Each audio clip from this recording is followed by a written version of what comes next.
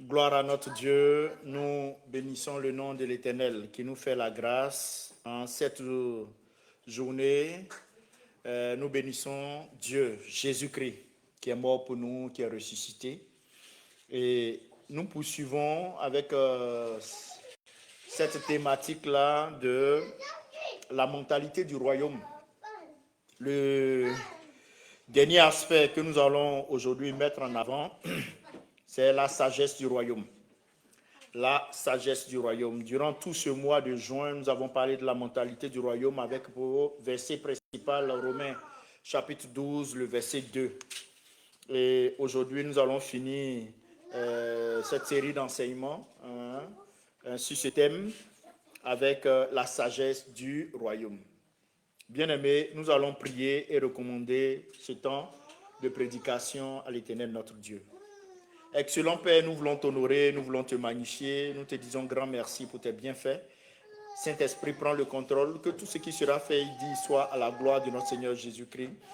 Père, parle au travers de moi, merci pour ce canal que tu as choisi, qu'il soit utile, serviable à la gloire de notre Seigneur Jésus-Christ. Amen.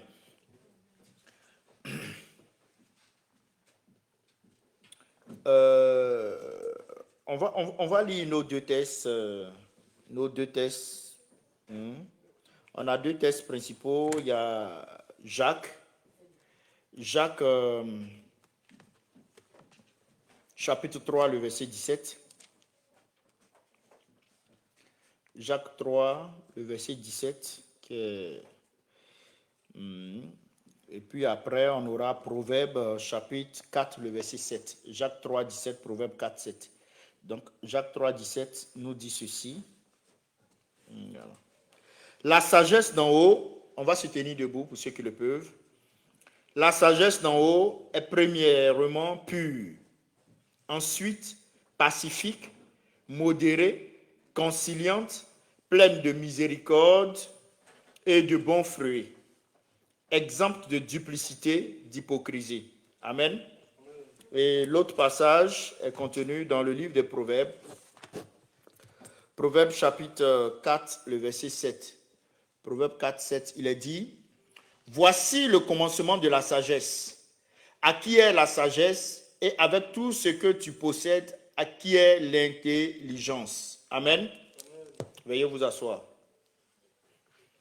J'aimerais, avant toute chose, rappeler que le 25 juillet, on aura notre programme d'adoration de louange Shabash, ici à Sudbury.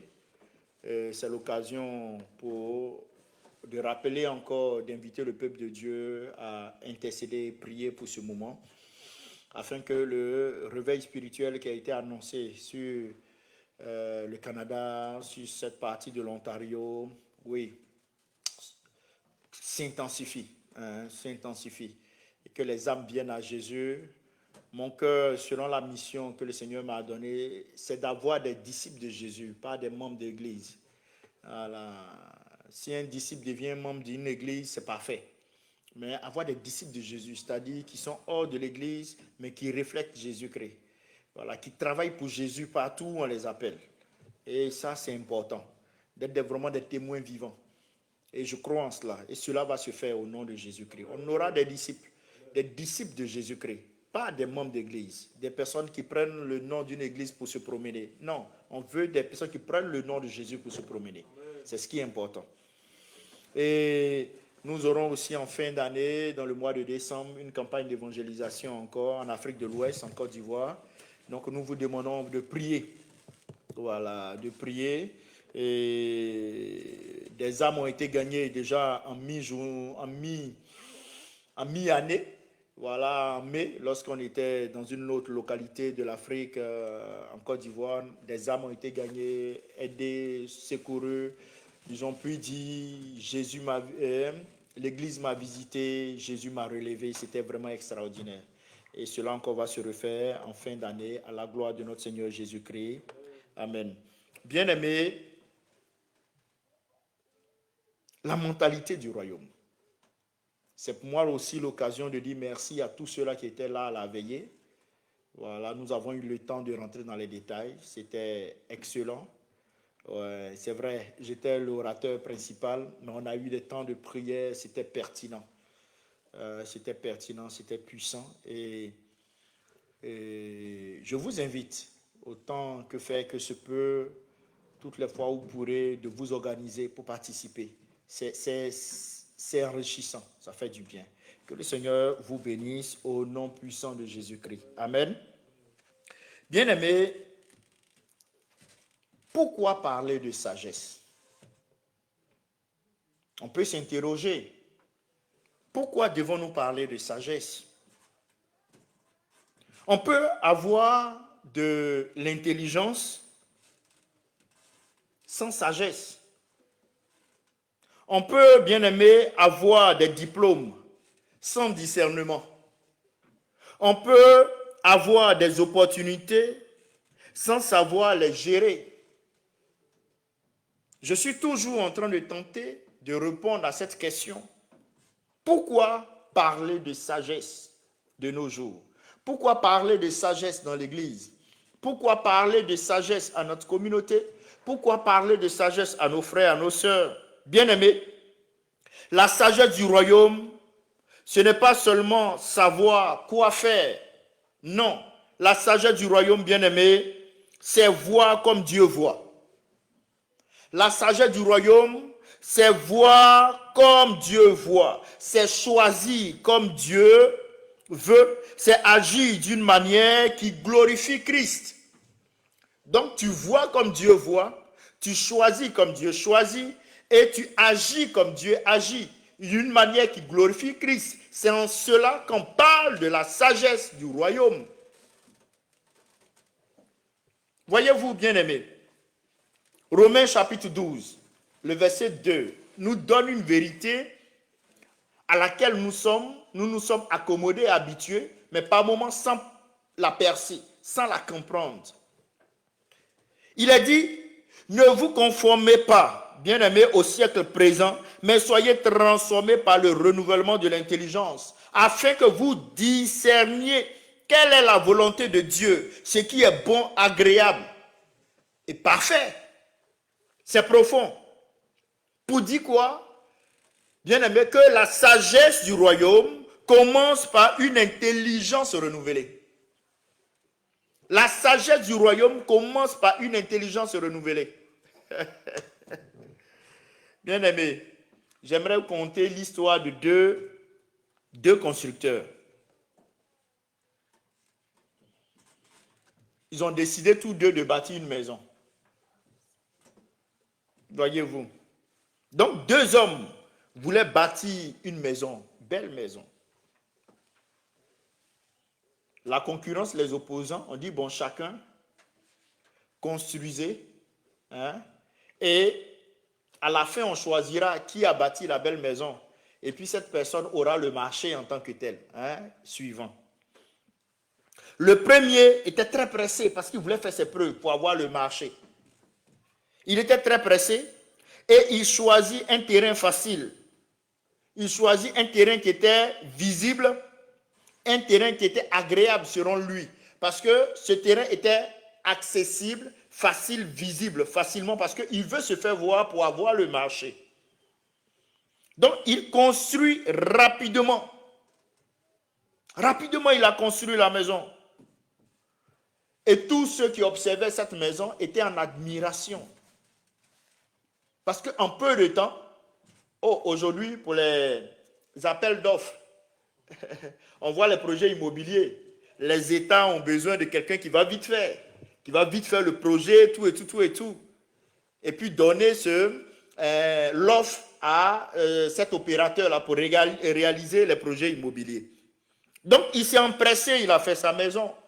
Par contre, le second, il a pris du temps. Il chercha un terrain solide. Un terrain solide qu'il a trouvé après une longue recherche. Il creusa profondément. La population s'indignait. Mais attends, il perd son temps, celui-là.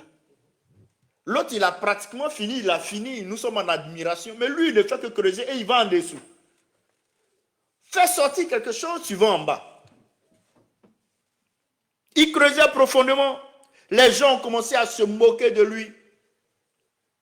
Parce que son travail semblait trop lent. Mais celui-là, nous, on a besoin de réaliser 5000 maisons. Toi, depuis, tu es en train de creuser, mais tu ne pourras pas avoir le marché parce que tu es lent. Nous sommes dans un délai. Et dans ce délai, il faut que tu puisses bâtir les maisons pour avoir cet appel d'offres.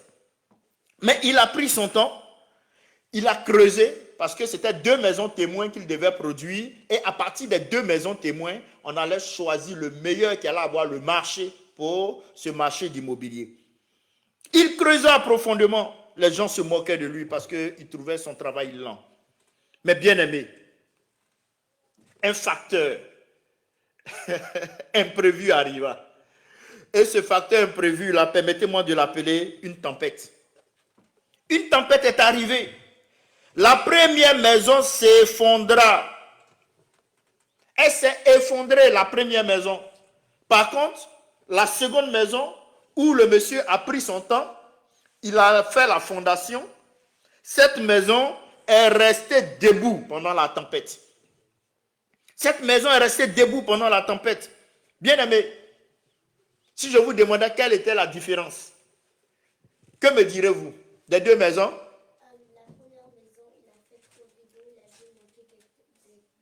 Il a fait trop vite la première maison, oui. Il a pris son temps. Et qu'est-ce qu'il a fait? Il a été patient et à un moment donné, j'ai dit qu'au lieu d'aller en haut, il allait où? Donc, il a fait quoi? Il a fait une fondation. Il a fait une fondation. Donc ici, la différence n'était pas l'apparence de la maison, mais la sagesse dans le fondement. Il a pris son temps, sagesse, il a pris de bons matériaux, il a su qu'il fallait bâtir une bonne fondation. Et ayant fait cela, ça lui a permis d'avoir une maison. Dans le projet, on n'attendait pas à ce qu'il vienne une tempête. Voilà. Tu ne peux pas réaliser un projet et puis t'attendre au pire. Non. Mais le pire vient tester ce que tu as dans le cœur. Les situations difficiles viennent tester ta relation avec le Seigneur, ton intimité avec Dieu, ta foi en Dieu. Et cette situation-là vient à un moment donné où on ne s'attend pas. Voilà pourquoi il faut bien bâtir. De telle sorte que le jour viendra le malheur, tu puisses tenir face au Seigneur. Le jour viendra les difficultés, tu puisses tenir. Le jour viendra le Goliath devant toi, tu puisses tenir. Parce que tu as une fondation solide. On a vu le peuple d'Israël devant Goliath. Ceux qui n'avaient pas une fondation ancrée en Dieu, ils avaient tous peur. Mais celui-là qui avait une fondation ancrée en Dieu, de David, il n'a pas eu peur de Goliath. Parce qu'il était enraciné en Dieu. Et c'est ainsi que toi aussi, tu pourras t'en sortir si tu as une fondation solide. Et cette fondation solide-là te permettra de résister à tout type de tempête dans la vie. Amen. La sagesse du royaume, bien-aimé, ne cherche pas seulement ce qui brille vite. Non. Elle ne cherche pas ce qui brille vite. Elle cherche ce qui demeure devant Dieu. La sagesse du royaume cherche ce qui demeure devant Dieu. C'est pourquoi vous allez voir dans le livre de Matthieu. Matthieu chapitre 7, le verset 24, il a dit ceci. Il dit, c'est pourquoi quiconque entend ces paroles que je dis et les met en pratique sera semblable à un homme prudent qui a bâti sa maison sur le roc. Quiconque entend ces paroles que je dis et les met en pratique sera semblable à cet homme prudent qui a bâti sa maison sur la roc. Bien-aimé, toutes les fois où vous allez construire ou avoir une fondation solide en Jésus, quels que soient les vents, quelles que soient les tempêtes, quelle que soit l'opposition de l'ennemi, quels que soient les systèmes qui vont se présenter en toi, ta maison tiendra, ta vie tiendra, ta foi tiendra, ton projet tiendra.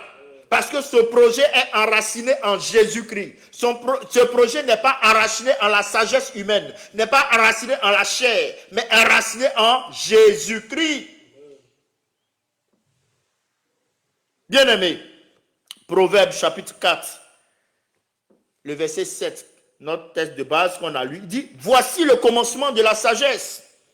Acquiert la sagesse, et avec tout ce que tu possèdes, acquiert l'intelligence.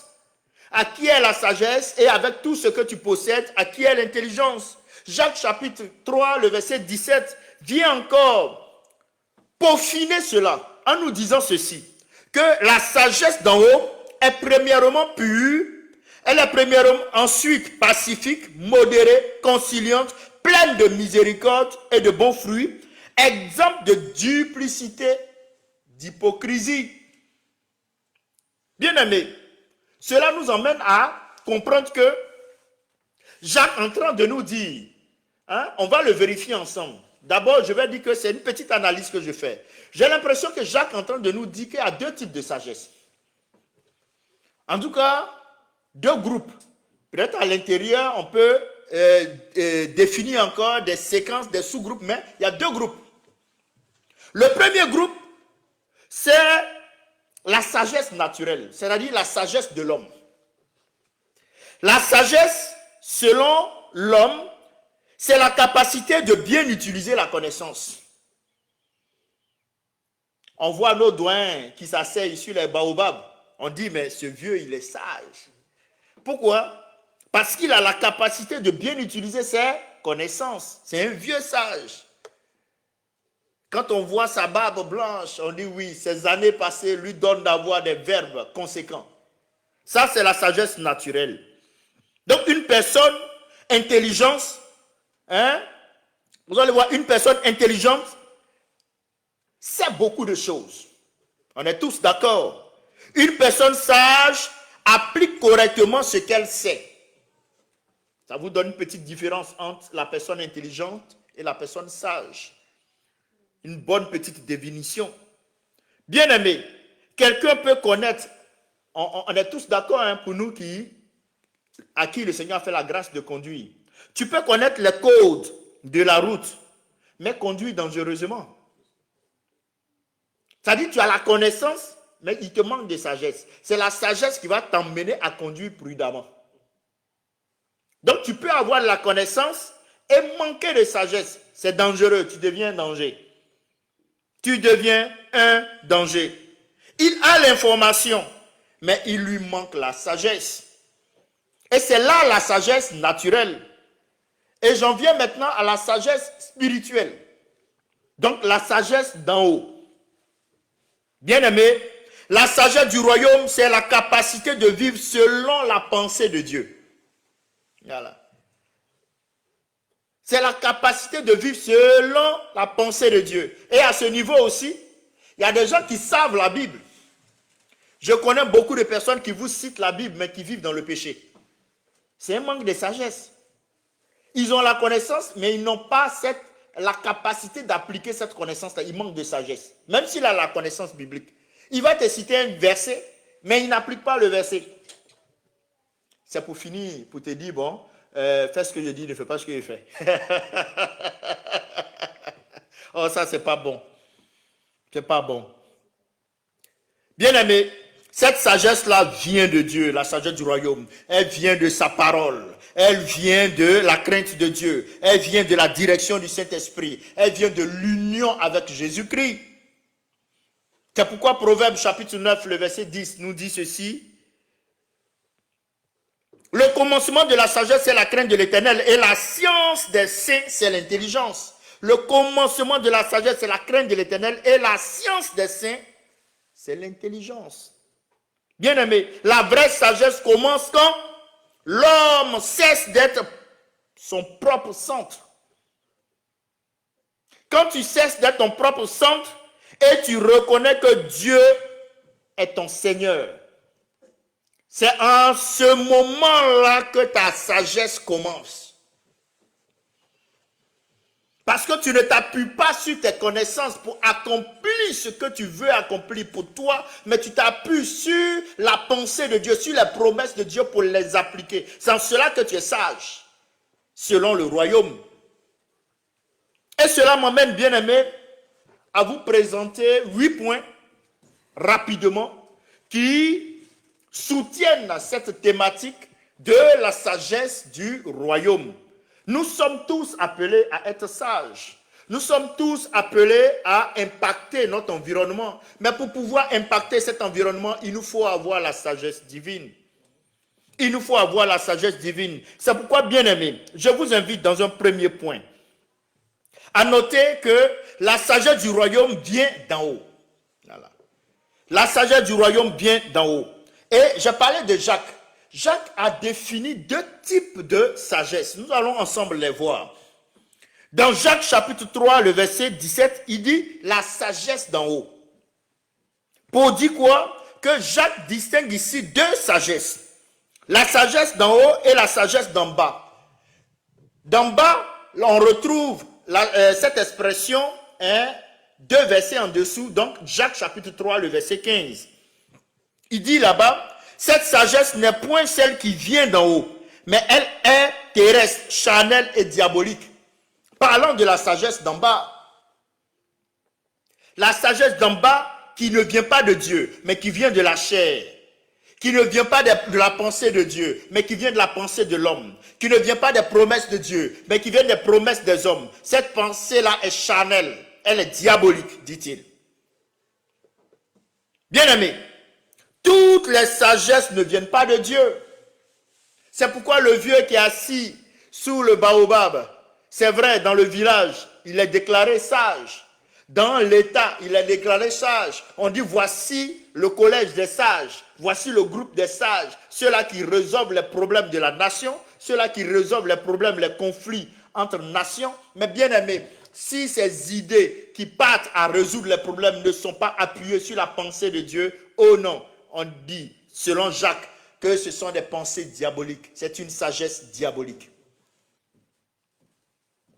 Il existe une sagesse qui est efficace humainement. Il existe une sagesse qui est séduisante, mais qui est opposée à l'esprit de Christ. Cette sagesse-là est opposée à l'esprit de Christ. Bien aimé, la sagesse du royaume descend d'en haut et elle porte la nature de Dieu. Donc, mon premier point, comme je l'ai dit, c'est la sagesse du royaume vient d'en haut. Elle vient d'en haut. Elle ne s'inspire pas de la terre. Elle ne s'inspire pas de la chair. Elle ne s'inspire pas de la pensée humaine, car cela est diabolique. J'aimerais donner un exemple. Regardez.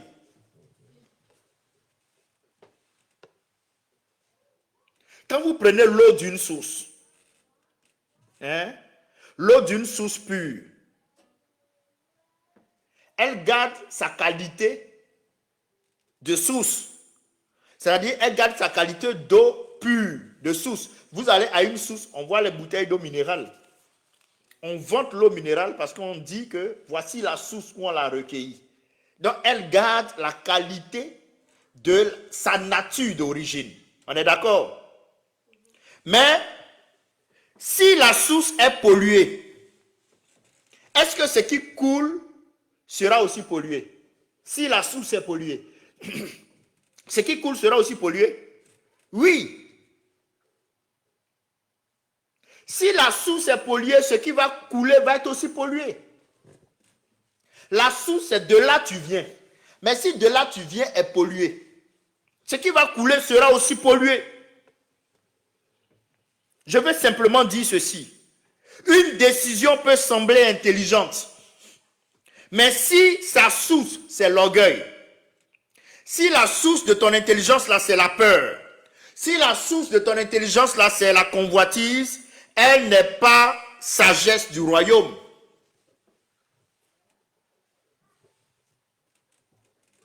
Si la source de ta décision, c'est l'orgueil, c'est la peur, ce n'est pas une sagesse du royaume. Parce que sa source, la motivation de cette décision-là, c'est une motivation d'orgueil. Ça, quand je préparais, j'avais beaucoup d'idées à ce niveau-là. Là même, je peux rester là même et finir mon temps. Regardez, c'est pourquoi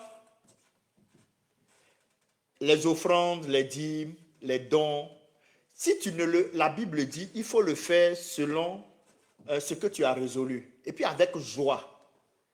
Si tu ne le fais pas avec joie, la source, comme c'est une source, tu le fais, la source déjà n'est pas heureuse. Ce que tu donnes est vide. Tu vas donner une chemise à quelqu'un, puis dans ton cœur, ça te fait mal, tu n'es pas content, c'est vide. Ça ne vient pas d'en haut. Tu vas prendre une décision. Et ça, je vais en arriver. Tu vas prendre une décision. Mais si cette décision-là a une motivation d'orgueil, a une motivation de peur, a une motivation... Non, non, non, ça ne vient pas de Dieu. Cela m'emmène à mon deuxième point. La sagesse du royaume. Selon Jacques, chapitre 3, il dit premièrement, elle est quoi? Elle est pure.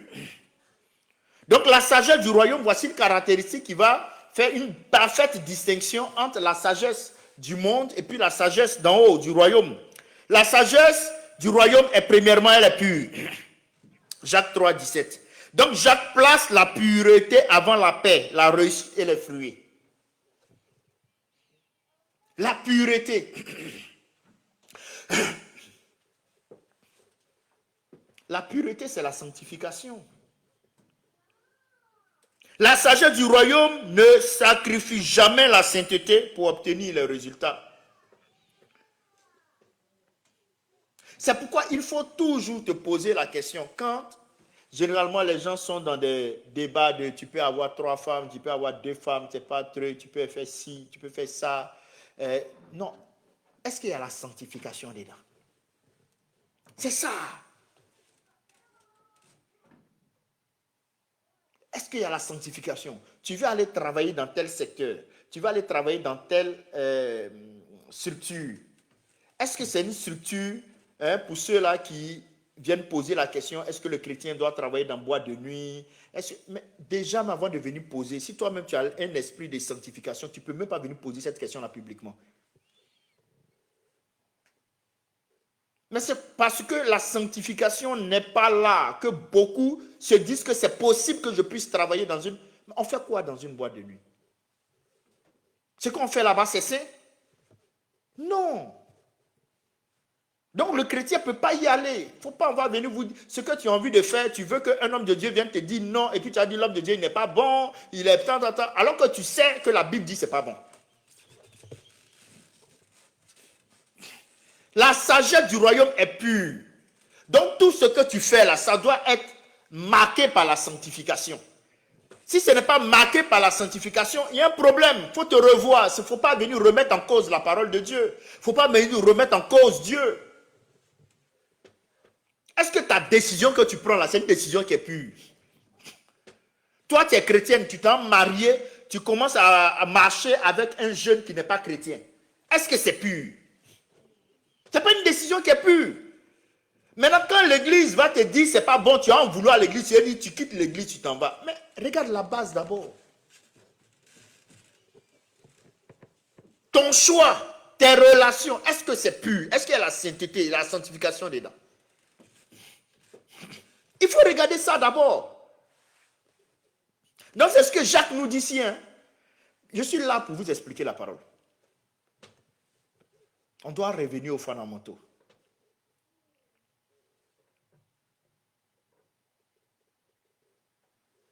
Le monde dit, peu importe les moyens, tant que tu réussis. Ça, c'est la sagesse du monde. Hein. Tous les chemins mènent à Rome. C'est ce qu'on dit, non? Dans le jargon. Tous les chemins mènent à Rome. Tu as passé ton concours, tu as payé. Ton enfant veut passer un concours, tu as payé. Partout où tu passes, tu dois faire la corruption. Et puis c'est normal. Et le comble même, c'est ceux-là qui viennent rendre... Ils viennent rendre témoignage à l'église. Oh, le Seigneur m'a fait la grâce. Oh, ce concours-là, vraiment, c'est difficile de l'avoir. C'est difficile de l'avoir. Ils ont demandé 2 millions pour ce concours. Moi, je n'ai pas pu avoir 2 millions. J'ai eu 1 million, mais on m'a pris. On m'a pris. Et puis, il est content. Et puis, tu viens même rendre témoignage à l'église pour ça. Tu l'interpelles, il est fâché, il est frustré. Tu vas payer un concours. Parce que tu n'as pas payé les 2 millions, tu as payé 1 million, tu penses que c'est normal. C'est triste. C'est triste.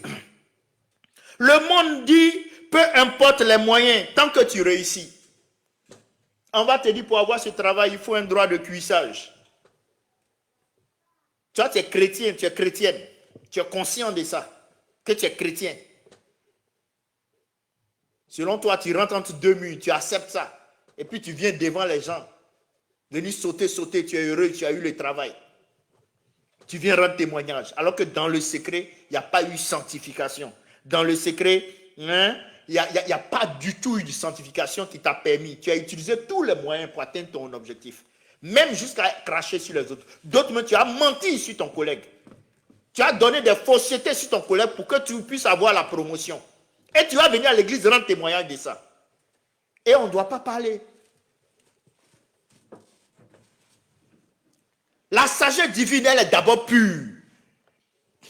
On n'utilise pas tous les moyens pour atteindre ses fins. Le monde va te dire, bien-aimé, que peu importe les moyens, tant que tu réussis, ça convient au monde, ça convient à la sagesse humaine. Mais le royaume te dit, les moyens doivent honorer Dieu autant que le résultat. Tu cherches le résultat, mais les moyens doivent honorer Dieu. C'est pourquoi dans tes affaires, tu ne vas pas aller voir un marabout pour réussir dans tes affaires, pour réussir dans ton ministère. Tu ne vas pas aller toucher au domaine occulte pour réussir dans ton ministère. Non. Non. Est-ce que les moyens que tu as utilisés pour atteindre cet objectif-là ont honoré Dieu? C'est la question qu'il faut se poser, bien-aimé. C'est la question qu'il faut se poser. Et c'est pourquoi Matthieu chapitre 5, le verset 8 dit, Matthieu 5, 8 dit quoi? Heureux ceux qui ont le cœur pur, car ils verront Dieu. Heureux ceux qui ont le cœur pur. Et Jacques met la pureté, la sanctification comme premier élément pour ce qui est de la sagesse du royaume. Premier élément. Regardez. Une eau claire dans un verre sale. Tu as accepté de boire? Une eau verte dans un verre sale, tu n'as pas accepté de boire. L'eau est claire, mais c'est dans un verre sale. Tu as dit tchétché. Tu arrives chez quelqu'un, tu arrives chez le prophète, je t'éteins un verre qui est bien sale, là, et puis je te prends de l'eau minérale, je mets là-dedans. Ah, tu as dit Joe, toi aussi, quand même. On est tous d'accord. De même, bien-aimé, une bonne idée dans un cœur impur peut devenir dangereuse. Une bonne idée dans un cœur impur peut devenir dangereuse. C'est pourquoi le Seigneur nous dit en Romains 12, 2, de renouveler notre intelligence, de renouveler notre système de pensée. Et ton système de pensée de renouveler va t'emmener à comprendre qu'une bonne idée doit être dans un cœur pur pour pouvoir donner un résultat qui glorifie Dieu. À défaut, tu vas donner un résultat qui glorifie l'ennemi. Tu as un objectif qui est excellent, mais tu utilises des moyens qui ne glorifient pas Dieu. Le résultat est négatif. Le résultat est négatif.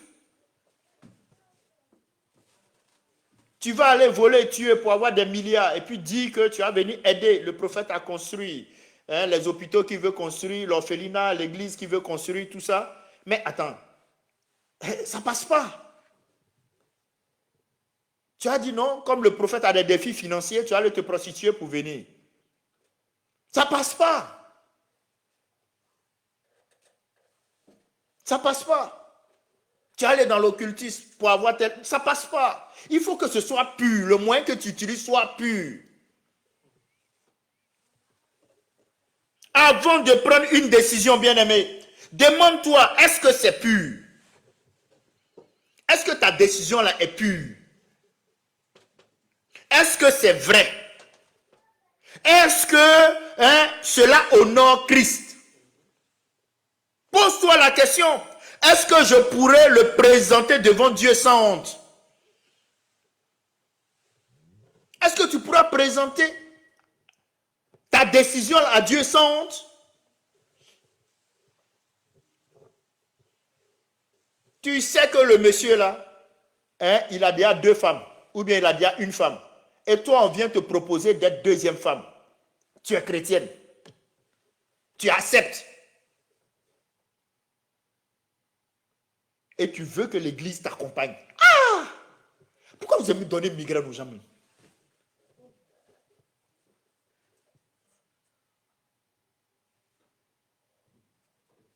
Je ne comprends pas ça en fait.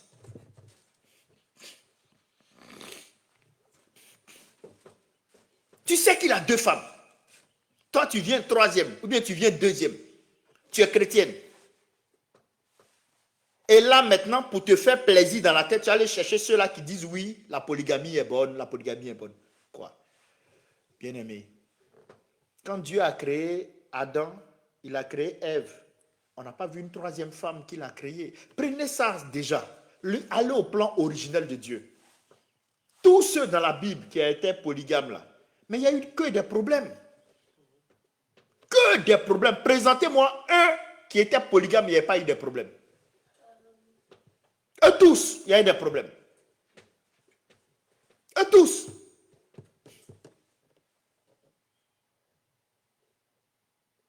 Tu vas me citer peut-être Jacob, mais Jacob, son fils aîné, Ruben, a couché mais avec l'une de ses concubines. Ça, c'est bon modèle, ça.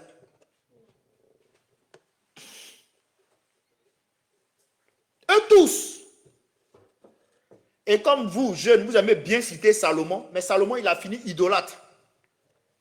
Ça, on ne vous l'enseigne pas. C'est-à-dire, il a mal fini. Alors que la Bible dit la fin d'une chose vaut mieux que son commencement. Mais Salomon a mal fini. À cause de quoi? Femmes nombreuses. Abraham, il a créé Ismaël, il a créé Isaac. À cause d'avoir femmes nombreuses. Et ce conflit-là, on est dedans jusqu'à aujourd'hui. Ça, c'est la venue de Jésus mais qui va nous séparer dans ça. Là. Sinon, on est dedans.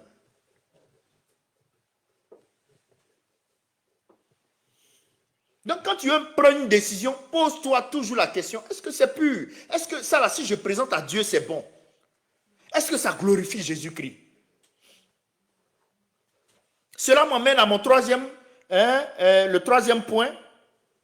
Je parle maintenant rapidement. C'est toujours dans Jacques, je suis toujours dans Jacques, chapitre 3, le verset 17, parce qu'il a cité plusieurs éléments là-dedans. Il a parlé, il a dit, la sagesse d'en haut, elle est premièrement pure. Après, il dit que cette sagesse qui est pure là, elle est ensuite pacifique. Elle est ensuite pacifique. Donc, la sagesse du royaume construit la paix. Bien aimé, la sagesse d'en haut ne nourrit pas inutilement les conflits. Elle cherche la paix sans compromettre la vérité. Cherche la paix sans compromettre la vérité. Tu cherches la paix sans compromettre ta pureté. Matthieu chapitre 5, le verset 9 dit quoi? Heureux ceux qui procurent la paix, car ils seront appelés fils de Dieu. Heureux ceux qui procurent la paix, car ils seront appelés fils de Dieu. Bien-aimés, la sagesse du royaume s'est distinguée entre défendre la vérité et nourrir l'orgueil. La sagesse du royaume sait faire la distinction entre défendre la vérité et nourrir l'orgueil. Des fois, tu as envie de défendre la vérité, mais dans le fond, c'est pour nourrir ton orgueil. Voyez-vous? Donc, il faut chaque fois se poser la question, est-ce que c'est pur? Est-ce que ça procure la paix? Ça va t'aider à prendre les décisions. Regardez, deux personnes peuvent dire la vérité. Ça, on voit généralement avec les enfants, on voit aussi dans les conflits, on voit même avec Salomon, lorsqu'il avait les deux dames là qui se luttaient un enfant. Voilà, les deux dames se luttaient un enfant. L'une a dit quoi? Bon, je prends le cas de deux personnes ici. L'une dit, l'a dit pour guérir. L'autre l'a dit pour écraser. C'est-à-dire, deux personnes peuvent dire la vérité, mais une va dire la vérité pour faire du bien, l'autre va dire la vérité pour faire mal. Parce qu'elle sait que si elle a dit la vérité, là, ils vont chicoter Papitou. Donc son but, ce n'est pas qu'on sache la vérité, mais c'est qu'on puisse chicoter Papitou. Et je ne sais pas si vous suivez. Au lieu de dire la vérité pour qu'il y ait la paix, les choses se portent bien, mais dans son cœur, sa motivation, c'est qu'on sache la vérité. Ce n'est pas même qu'on sache la vérité qui soit sa motivation, mais c'est qu'on sache la vérité pour que l'autre, on la punisse. On lui fasse du mal. Donc, l'une dit la vérité pour guérir et l'autre dit pour écraser. Bien aimé, la sagesse du royaume choisit la vérité avec l'esprit de Christ. La sagesse du royaume choisit la vérité avec l'esprit de Christ. On évolue. On a dit que premièrement, selon Jacques chapitre 3, le verset 17, la sagesse d'en haut est premièrement pure. Elle est ensuite pacifique. Et il va aller maintenant à l'autre aspect. Il va dire, elle est modérée et conciliante. Ça, c'est mon quatrième point. La sagesse du royaume est modérée et conciliante. Jacques chapitre 3, verset 17, on y est toujours. Cela parle d'un esprit doux, d'un esprit raisonnable, voyez-vous. Un esprit enseignable et un esprit qui est capable d'écouter. Un esprit doux, raisonnable, capable d'écouter et enseignable.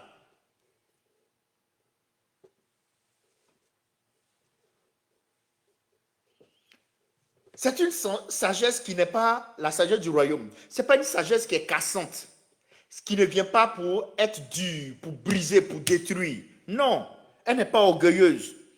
C'est une sagesse qui sait écouter. C'est une sagesse qui sait patienter, corriger avec douceur, reconnaître ses limites. En cela, Proverbe chapitre 11, le verset 14 dit, « Quand la prudence fait défaut, le peuple tombe. Et le salut est dans le grand nombre de conseillers. » Quand la prudence fait défaut, le peuple tombe. Et le salut est dans le grand nombre de conseillers. Bien-aimé, une personne qui refuse tout conseil ressemble à quelqu'un qui conduit sans rétroviseur. Oh, c'est pas facile hein, quand tu conduis sans rétroviseur. Là. Tu conduis sans rétroviseur. Tu avances, mais tu ne vois pas les dangers autour de toi. Quand tu conduis sans rétroviseur, c'est ça. Et ça, ce sont ces personnes-là qui n'aiment pas écouter, des personnes à qui on ne donne pas conseil. Elles ne peuvent pas entendre. Vous voyez,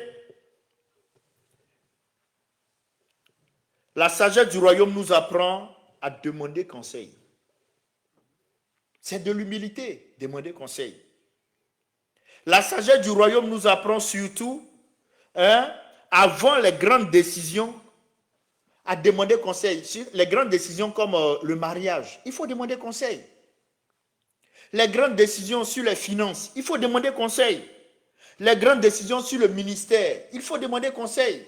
Les grandes décisions sur les relations, il faut demander conseil. Les grandes décisions sur les choix professionnels, il faut demander conseil. C'est très important, bien-aimé. Et cela m'emmène à l'autre point soulevé par Jacques. C'est toujours le verset 17, parlant maintenant de, il dit cette sagesse d'en haut là, elle est pleine de miséricorde. Bien-aimé, mon cinquième point, la sagesse du royaume est pleine de miséricorde. Vous verrez et vous allez convenir avec moi que une sagesse sans miséricorde, elle est fade, elle est froide. Voilà. Une sagesse sans miséricorde, elle est fade, elle est froide. Michée chapitre 6, le verset 8 dit ceci. On t'a fait connaître, ô homme, ce qui est bien. Et ce que l'Éternel demande de toi, c'est que tu pratiques la justice, que tu aimes la miséricorde et que tu marches humblement avec ton Dieu. Et que tu marches humblement avec ton Dieu. Michée chapitre 6, le verset 8. Bien-aimé, la sagesse du royaume ne cherche pas seulement à avoir raison, elle cherche à restaurer. Elle cherche à restaurer. Elle cherche à restaurer. Vous allez à l'hôpital, hein? Et puis, le médecin vous révèle une maladie complexe là, publiquement, ou bien il vous révèle cela dans la dynamique de vous humilier, comment est-ce que vous allez vous sentir? Voilà. Vous allez vous sentir frustré. Donc, un médecin ne révèle pas une maladie pour humilier le patient, mais pour le guérir.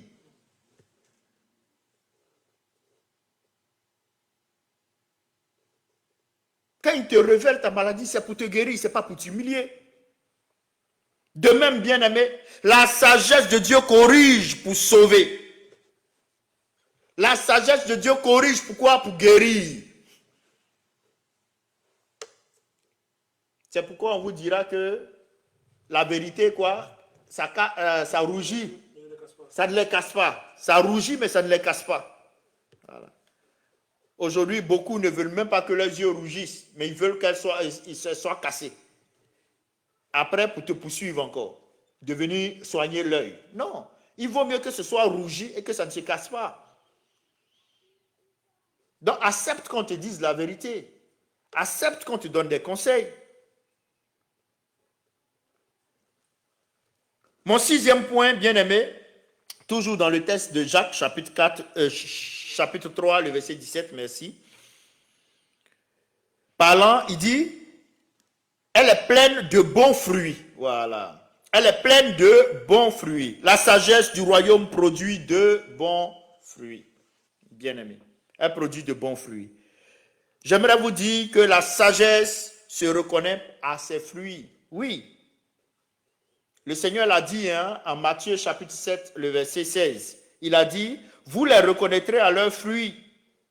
Vous les reconnaîtrez à leurs fruits. Pour dire que la sagesse du royaume n'est pas seulement théorique. Elle devient visible dans la vie du chrétien. Elle devient visible dans la vie du chrétien. Elle produit quoi? La paix. Elle produit quoi? La stabilité, la justice, l'humilité. Elle produit quoi? Des décisions saines. Elle produit quoi? Des relations restaurées et des témoignages crédibles. C'est ce que produit la sagesse divine. C'est pourquoi, bien-aimé, demande-toi, est-ce que tes décisions produisent le fruit de Christ ou produisent des fruits de la chair? Est-ce que tes choix produisent des fruits de Christ ou produisent des fruits de la chair? Est-ce que tes relations produisent des fruits de Christ ou produisent des fruits de la chair? Pose-toi la question. Pose-toi la question et en toute humilité et responsabilité, tire-en les conséquences. Bien-aimé, le dernier point qu'a évoqué Jacques, il dit, après que cette sagesse produise du bon fruit, il dit, elle est exempte de duplicité, d'hypocrisie. Donc, mon septième point, c'est la sagesse du royaume est sans duplicité ni hypocrisie. Sans duplicité ni hypocrisie. Jacques chapitre 3, le verset 17, exemple de duplicité, d'hypocrisie. Bien-aimé, la duplicité, c'est avoir deux visages. C'est avoir deux visages. Nous avons des gens qui sont des chrétiens du dimanche, en semaine, ce sont les païens. C'est deux visages. Ils ont les vêtements pour dimanche et puis ils ont les vêtements pour la semaine. Tu as croisé le frère, tu as croisé la sœur dans un habit serré, serré, serré, qui rentre même dans sa chair. Tout son corps est dehors en semaine. Et le dimanche, elle est couverte.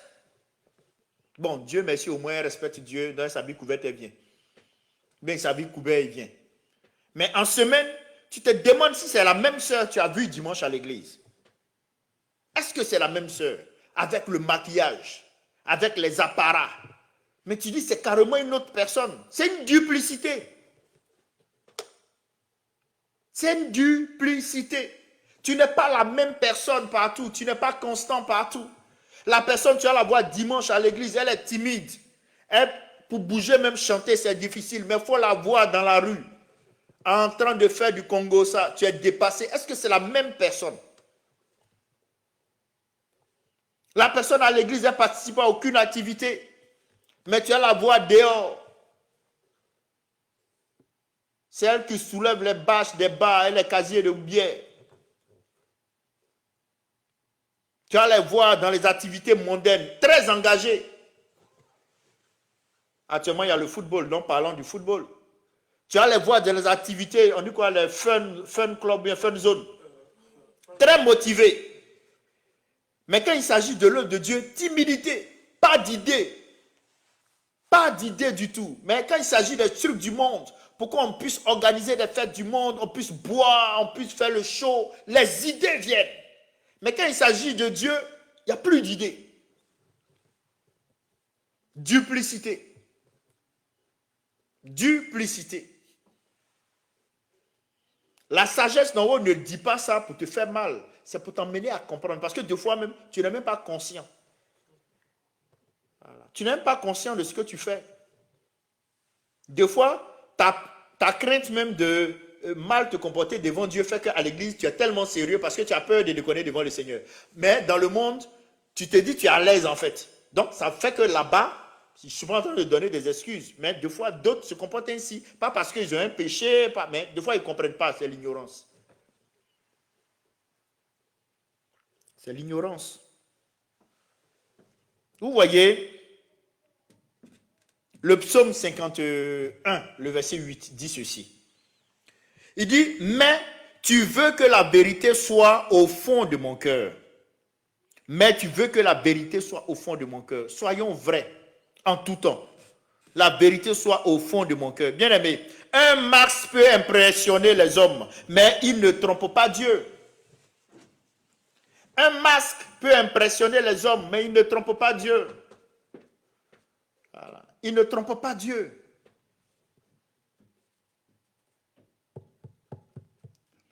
Ça ne va pas tromper Dieu. Tu peux nous tromper, nous les hommes. On a l'impression que c'est le frère, alors que c'est le même frère qui organise les braquages pour nous voler.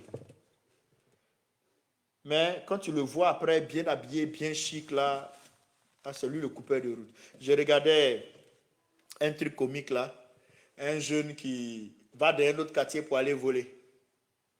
Hein? Il va dans... c'est son travail, quoi. Et sa femme sait que c'est un voleur. Et ce jour-là, il a décidé d'aller voler dans un quartier où sa femme subitement a eu un rendez-vous. Tu as vu? Donc, il a vu la dame avec son sac. Il est passé derrière, il a pris le sac, puis il a commencé à courir pour partir. Et puis elle appelle, chérie, chérie, chérie, c'est moi. Et puis il vient, et puis il lui dit, ah, toi aussi tu fais quoi ici? Tiens ton sac, faut partir.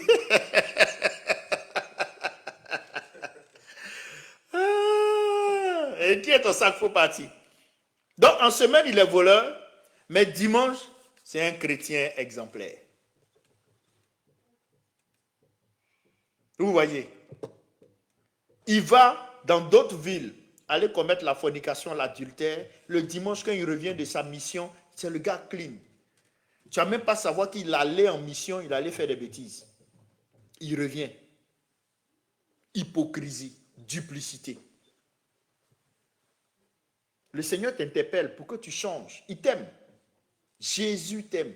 Ce n'est pas parce que tu as fait ça que Jésus ne t'aime pas. Il t'aime toujours. Il va toujours continuer à te bénir, mais il veut que tu quittes dans ça.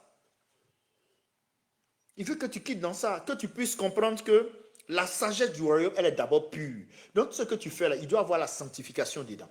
S'il n'y a pas la sanctification là-dedans, il faut t'interroger. Dieu veut qu'il y ait la paix. Dieu veut que tu sois modéré, conciliant. Il veut que tu sois plein de miséricorde. Il veut que tu puisses porter du fruit. Il veut que tu sois exemple de duplicité et d'hypocrisie. Tout ça, ce sont des éléments, des baromètres pour savoir que la sagesse divine conduit ta vie. La sagesse du royaume conduit ta vie. Donc, un masque, bien aimé, peut impressionner les hommes, mais il ne peut pas tromper Dieu. Il ne peut pas tromper Dieu. C'est pourquoi, bien aimé, la sagesse du royaume commence quand l'homme cesse de jouer et revient dans la vérité. Quand l'homme cesse de jouer et revient dans la vérité. Ça me fait penser au mois d'avril, quand les enfants font les jokes de...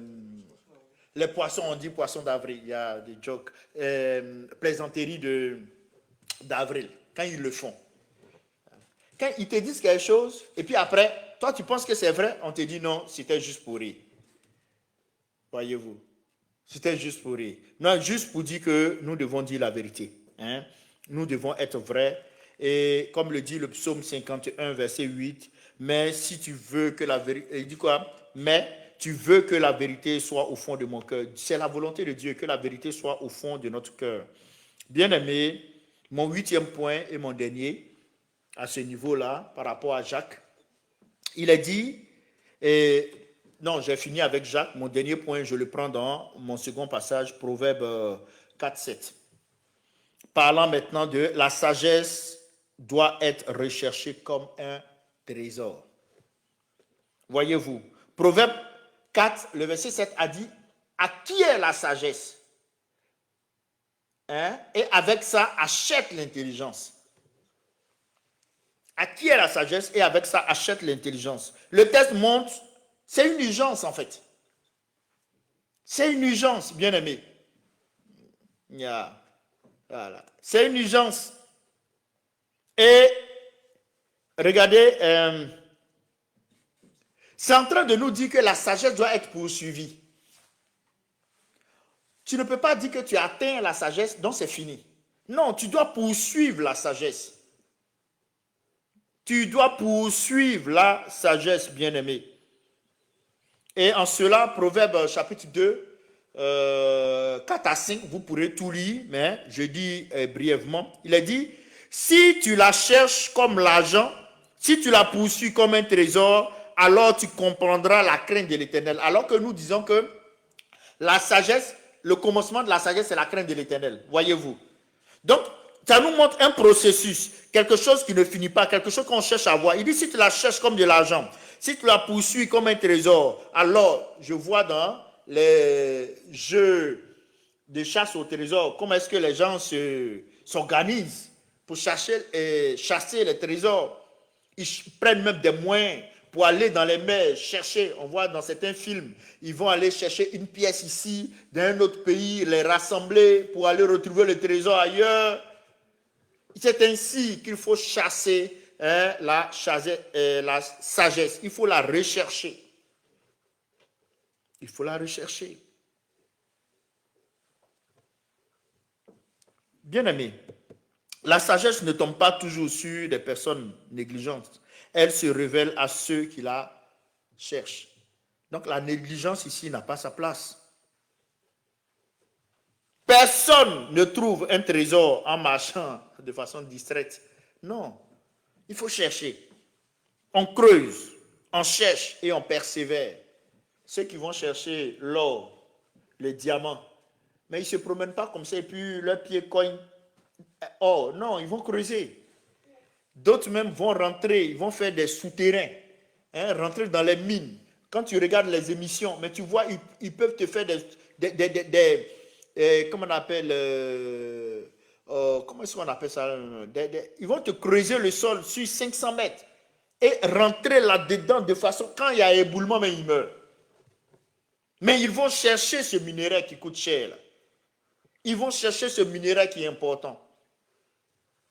Ils vont te creuser des galeries dans le sol. Pour rechercher quoi? Un minerai. Donc nous aussi, pour rechercher la sagesse, on doit creuser des galeries spirituelles.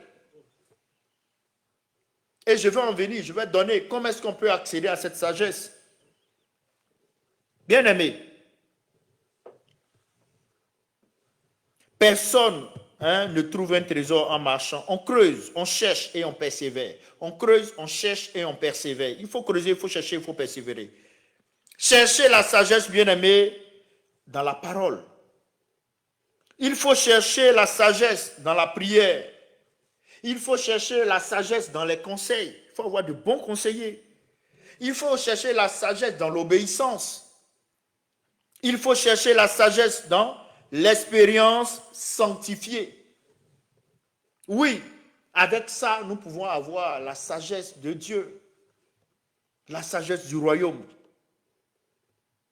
Et lorsqu'on parcourt un temps soit peu la Bible, regardez, depuis la création, il est dit quoi? Proverbe chapitre 3, le verset 19, il est dit, c'est par la sagesse que l'Éternel a fondé quoi? La terre. C'est par l'intelligence qu'il a affermi les cieux. Pour dire quoi? Que Dieu a créé avec sagesse. Donc, si Dieu a créé avec sagesse, bien aimé, et essayons de faire un petit calcul, une petite démonstration. Si Dieu a créé avec sagesse, c'est-à-dire que nous devons vivre, le fait de vivre sans sagesse, Dieu a créé toutes choses par la sagesse. Donc, tout ce qui a été créé là est fait de sagesse. Et toi, tu veux vivre sans la sagesse. Est-ce que ça peut aller? Ça ne peut pas aller. Si tu vis sans la sagesse, c'est vivre contre l'ordre de Dieu. Donc, pour avoir une vie épanouie, il faut rechercher la sagesse divine. Parce que Dieu a créé toutes choses avec sagesse. Tout ce qui est fait est rempli de sagesse. Donc, pour être dans le courant du mouvement de Dieu, il faut s'inscrire dans la sagesse divine. Il faut s'inscrire dans la sagesse divine. Quand on prend l'exemple aussi de Joseph, lorsqu'il était en Égypte, Joseph a reçu une sagesse pour gérer quoi? Une crise économique. C'est Genèse 41, oui, parlant de Joseph, verset 39. Il dit, puisque Dieu t'a fait connaître toutes ces choses, il n'y a personne qui soit aussi intelligent et aussi sage que toi. Qui lui dit ça? C'est Pharaon. Pharaon lui fait cette déclaration. Bien aimé, la sagesse de Dieu, la sagesse du royaume attire souvent ce que l'homme poursuit sans sagesse. Joseph avait la sagesse du royaume, mais ça lui a attiré la gestion de l'Égypte. Donc, ce que tu veux avoir, là, implicitement, ce que tu veux avoir, ce pourquoi ou ce après quoi tu cours, avec la sagesse du royaume, cela peut venir à toi, parce qu'on dira que c'est toi qui as la sagesse pour gérer cela. Tu veux être dans cette entreprise, tu veux être dans cette organisation, tu veux être dans ce ministère, tu veux être avoir cette position. Il est dit que si tu as la sagesse du royaume, les gens vont venir te chercher pour dire que le problème qu'ils ont là-bas, là, toi, c'est ta sagesse qui peut résoudre ça. Amen.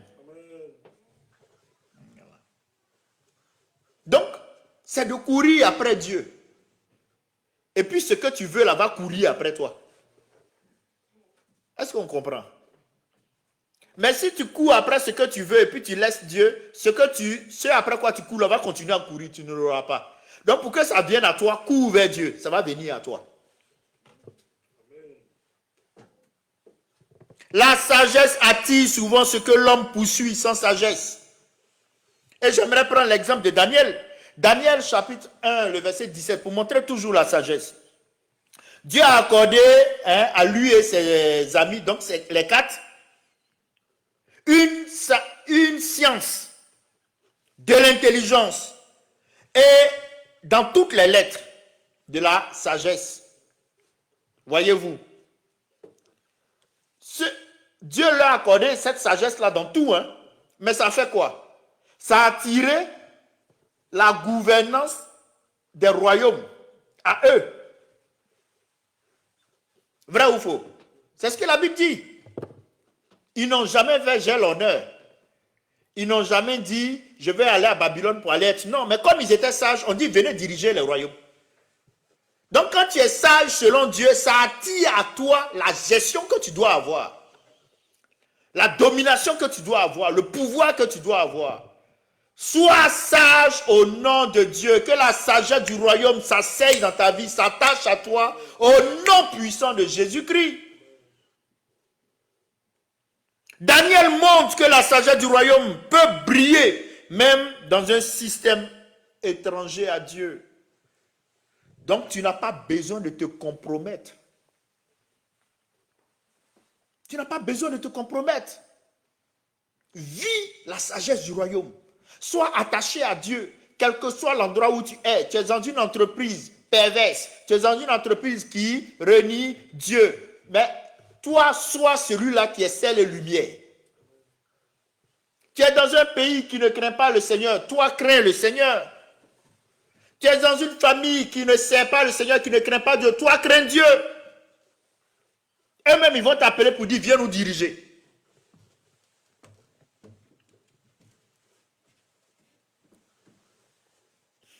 Et vous savez que je ne peux pas ne pas parler du modèle parfait. Ah, si je ne parle pas de lui, je ne serai pas payé. Hein. Oh, j'ai besoin de mon salaire. Donc, le modèle parfait en Jésus-Christ. 1 Corinthiens 1, 24. Christ, puissance de Dieu, sagesse de Dieu. Pour dire quoi? Que la sagesse du royaume n'est pas seulement un principe, c'est une personne. La sagesse du royaume, c'est mon patron, il s'appelle Jésus-Christ. Voilà. Il s'appelle Jésus-Christ, bien-aimé. Jésus est la sagesse incarnée. Jésus est la pensée parfaite du Père. Jésus est le modèle de toute décision juste. Il est le modèle de toute décision juste, bien-aimé. Jésus, la sagesse du royaume incarné. Quand nous regardons à Jésus, qu'est-ce que nous voyons? Oh, bien-aimé, quand moi je regarde à Jésus, quand je regarde à Jésus, il répond avec sagesse au piège des pharisiens. Il répond avec sagesse au piège des pharisiens. Il pardonne sans banaliser le péché. Il corrige sans haine. Il sait sans perdre son autorité. Il se tait quand il faut se taire. Il parle quand il faut parler. Il choisit la croix parce qu'il voit la moisson du salut. Quand je regarde à Jésus, la sagesse de Dieu, la puissance de Dieu, c'est ce que je vois. Et cela m'inspire. Luc chapitre 2, le verset 52 nous déclare ceci. Il dit, et Jésus croissait en sagesse, en stature et en grâce devant Dieu et devant les hommes. Devant Dieu et devant les hommes. Bien-aimé, être sage dans le royaume, c'est devenir, de plus en plus semblable à Christ. De plus en plus semblable à Jésus-Christ. Et je déclare dans le nom de Jésus que tu deviens de plus en plus semblable à Christ. La sagesse divine t'habite, t'anime maintenant. Tu deviens une personne nouvelle, une vie nouvelle, une personne transformée avec une intelligence renouvelée, recherchée par cette humanité. Bien-aimé, sagesse du royaume et sagesse du monde. La sagesse du monde dit, protège ton image, cherche ton intérêt, écrase pour réussir, manipule si nécessaire, poursuit le visible. Mais bien aimé, la sagesse du royaume déclare et dit, cherche Dieu. Cherche Dieu, marche dans la vérité, garde un cœur pur, sers avec humilité et décide selon l'éternité. Bien-aimé, 1 Corinthiens chapitre 3, je vais finir par ça. Le verset 19 nous dit, car la sagesse de ce monde est une folie devant Dieu. Pour recevoir la sagesse du royaume, bien-aimé, 5 éléments que je te donne. Le premier élément que je mets en avant, c'est par la crainte de Dieu. Proverbe chapitre 9, le verset 10 dit, le commencement de la sagesse, c'est la crainte de l'Éternel. Donc, il faut commencer par craindre le Seigneur. Le deuxième élément, c'est la prière. Jacques chapitre 1, le verset 5. Si quelqu'un d'entre vous manque de sagesse, qu'il la demande à Dieu. Qu'il la demande à Dieu. Le troisième élément, c'est par la parole. Le psaume 119, le verset 98, il dit, tes commandements me rendent plus sage que mes ennemis. Tes commandements me rendent plus sage que mes ennemis. Le quatrième élément, c'est par les conseils des sages. Et Proverbe chapitre 15, le verset 22 dit, les projets échouent faute d'une assemblée qui délibère, mais ils réussissent quand il y a de nombreux conseillers. Et enfin, par l'obéissance. Matthieu chapitre 7, le verset 24. Quiconque entend ces paroles et les met en pratique sera semblable à un homme prudent. Oh frères, sœurs, bien-aimés en Christ, cette semaine, avant une décision importante, pose-toi ces questions, s'il te plaît. Cette décision est-elle pure devant Dieu? Demande-toi, est-ce que la décision est-elle pure devant Dieu? Produit-elle la paix ou nourrit-elle le conflit? Est-elle guidée par la miséricorde ou par l'orgueil? Quel fruit produira-t-elle? Suis-je vrai ou suis-je dans l'hypocrisie? Ai-je demandé conseil? Cette décision que tu veux prendre te rapproche-t-elle de Jésus? Tant de questions qu'il faut se poser, bien-aimé.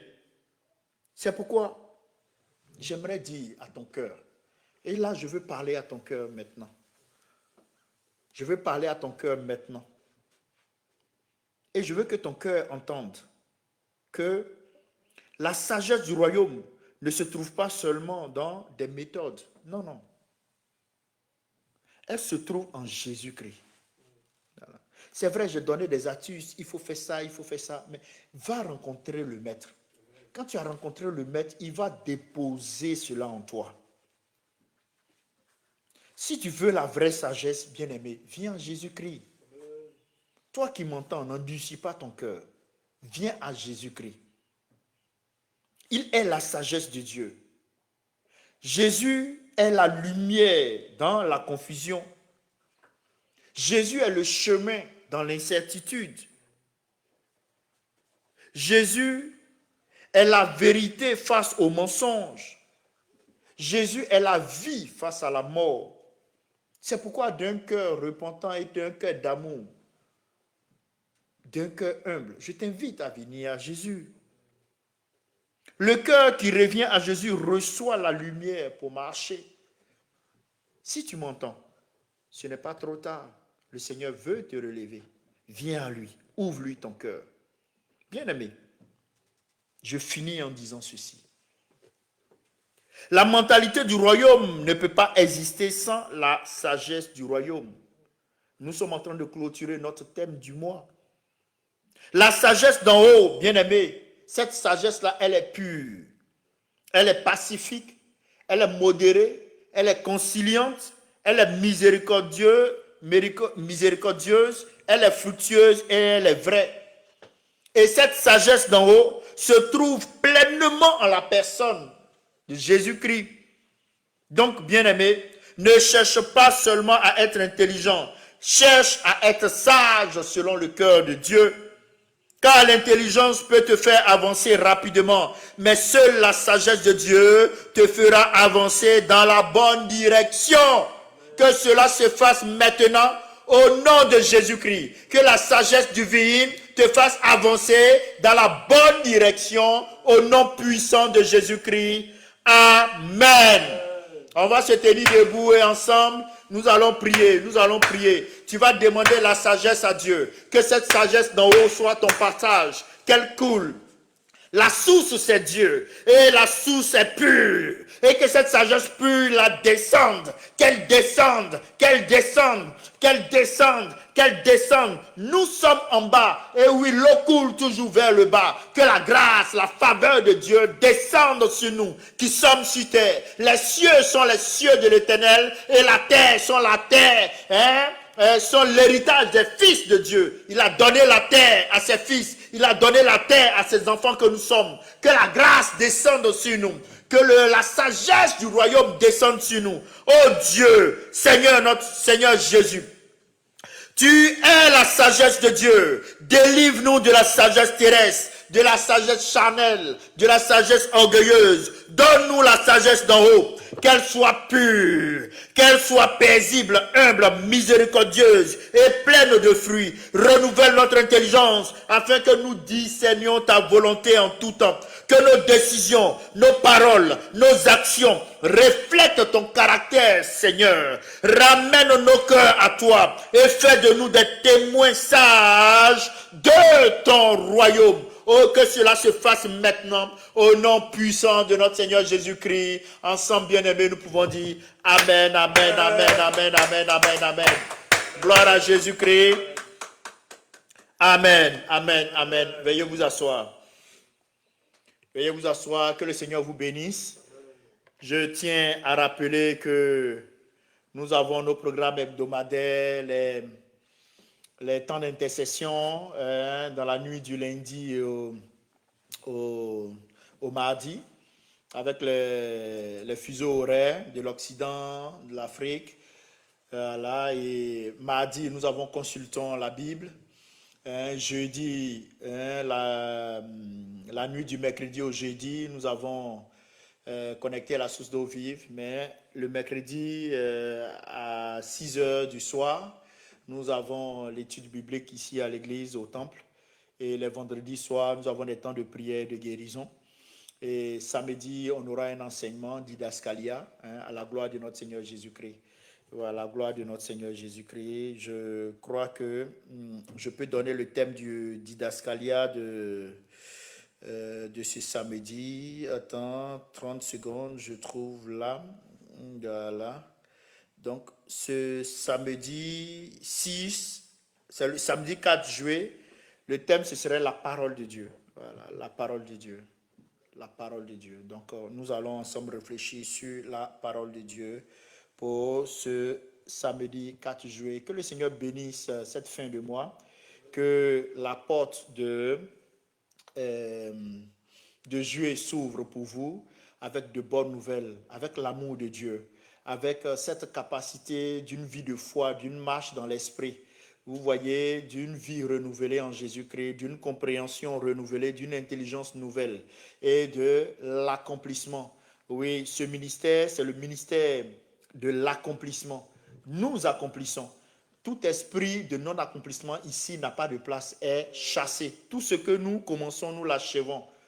Comme le dit Philippiens 1,6, celui qui a commencé cette bonne œuvre, il la rendra parfaite, il l'achèvera. Donc tout ce que vous allez entreprendre en ce nouveau mois, vous allez l'achever au nom puissant de Jésus. Que le Seigneur vous bénisse, que sa grâce, sa faveur soit votre partage, maintenant et toujours. Excellente semaine, au nom de Jésus-Christ.